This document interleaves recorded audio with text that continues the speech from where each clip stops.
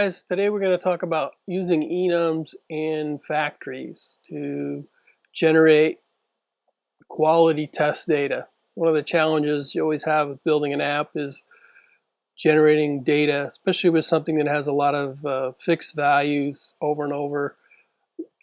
In the past, I've used random element and then define the options in the factory, but I came across, why couldn't I just use the enums? So some of these enum files, I have 50, 60 options in there that are static values. So let me show you how I did it.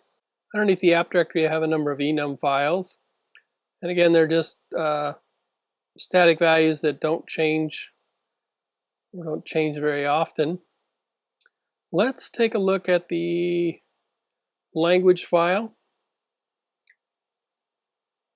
And again, all you're doing is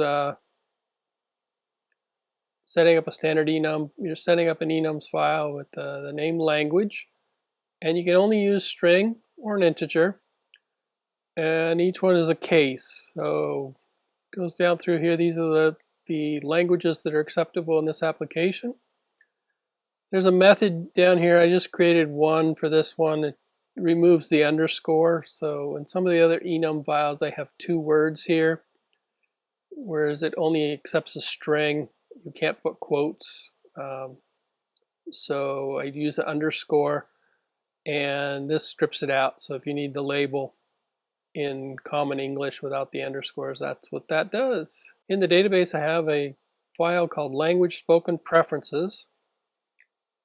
And it's just a user ID because it's associated with the user table, and then spoken language preference. So this is what I want populated with the values from that enum file randomly per user.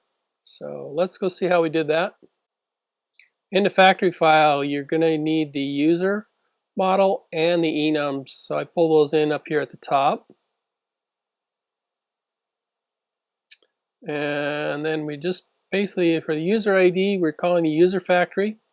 And for spoken language preferences, I'm using faker, random element, and rather than separating the values out like I did in the past, I'm referencing the languages enum file. So languages, cases, and then I'm calling the method label. In some of the other factories, I do have enums with an underscore, and I want that pulled out so that it populates the database with common English. So in the database seeder, obviously you got to pull in the models up here top.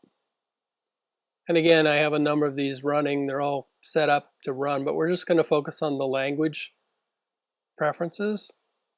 So first off, I call user factory 10 times into a variable called user.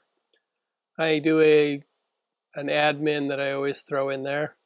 And then down here I call language spoken preferences factory 10 times. And then I use recycle user. So the 10 users that I created initially, that just gets reused over and over, and we call create. Let's run it and see how it works. You want to do artisan, migrate, fresh, and then with seed on the end, we'll seed the database from the seeders. You can see there's a whole number of them running, but we're only interested in the language preferences. Let's seeding the database right now, and it's done. Let's go take a look at the database and make sure that it worked. So it seems to be working. The user 1 speaks Dutch, user 2 speaks Turkish and Urdu.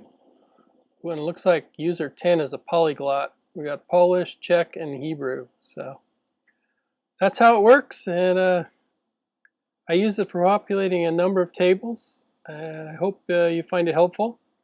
Let me know if anybody else is doing this. I just kind of stumbled across this trying to populate my database with valid test data. And if you enjoyed the video, give it a like. Have a great day. Take care.